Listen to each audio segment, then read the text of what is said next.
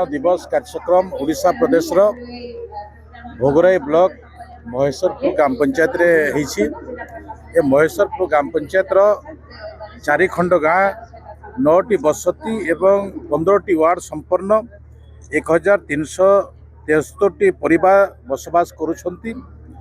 से गाँ रो व्यवस्था घर घर जल प्रत्येक घर को पानी पहुँचवा आज ये पहुँचवा व्यवस्था को सरकार तरफ पंचायतर दायित्व थिबा सरपंच को हस्तांतर कलु। आगामी दिन में तांकर परिचालना करेंगे। कौन सी भी त्रुटि रहिबो ताहले पंचायत को आसुथवा अर्थ एवं DWSM जहाँ जिला स्तर में थिबा अर्थरु संपूर्ण करा जिवो। किंतु वर्तमान सुधा 5 वर्ष जो एजेंसी नहीं तार 5 वर्ष संपूर्ण हुई नहीं। 5 वर्ष पर्यंत से सब देखा दुखी करिबो, ता संगे कोनोसी अव्यवस्था देखा दे ताको से संपूर्ण करिबो, ए प्रकार दायित्व अछि। तो ए प्रकार ओडिशा प्रदेश रो समस्त संपूर्ण हेतबा प्रकल्प को आमे अर्पण दिवस भाबरे लोकन को दायित्व देबु। लोकंकर तल स्तर में काम करुवा पंचायत प्रतिनिधि को दायित्व देवु।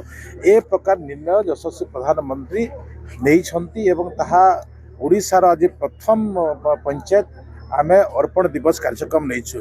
ए अवसर में मते आज सकाळु जते डेटारे राति डेटारे पहुँचली मो आज एठिकार बेलाभूमि जो बेलाभूमि आज गर्व अनुभव करुछि। भोगराई आगामी दिन में भोगराईर विकास दृष्टि बालेश्वर विकास दृष्टि ओडिशार विकास दृष्टि भोगराईर बेलाभूमिर उन्नति आवश्यक बोलिका मु मने करुछि। पाखापाखि 7.5 किलोमीटर मु चली वेस्ट बेंगल भी न्यू दीघा पर्यंत जाइछि।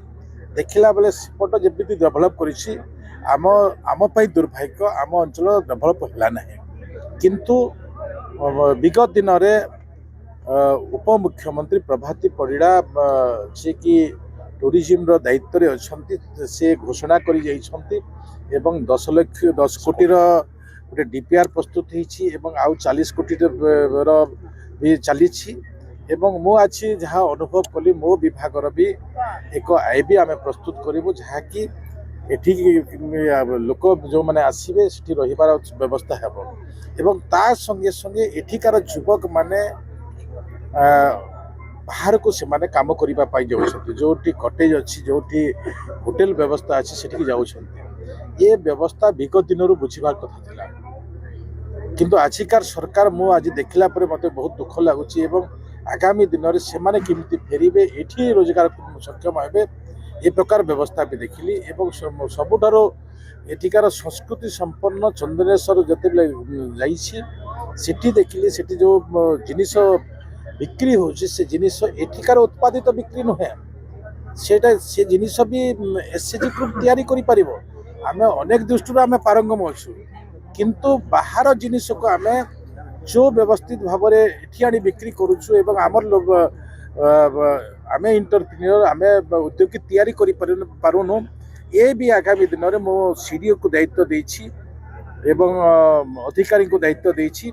से माने आगामी दिन में एथि ट्रेनिंग व्यवस्था करेंगे। से ट्रेनिंग व्यवस्थार जहाँ खर्च हम आम व्यवस्था करूँ।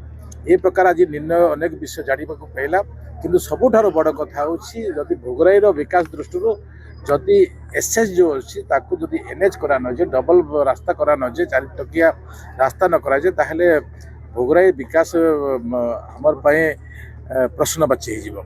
ए प्रकार विषय को आज देखा सहित आमे जल अर्पण करिवार कार्यक्रम रे समस्त भागीदार हेतिलु।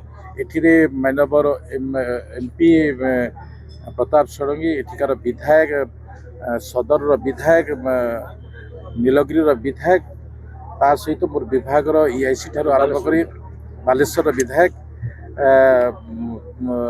ता सहित मो विभाग EIC ठार आरंभ करी additional chief engineer utility engineer SC समस्त उपस्थित रही लोकों भितर आज विषय को आमे एपट सेपट कर आज कथबार्ता।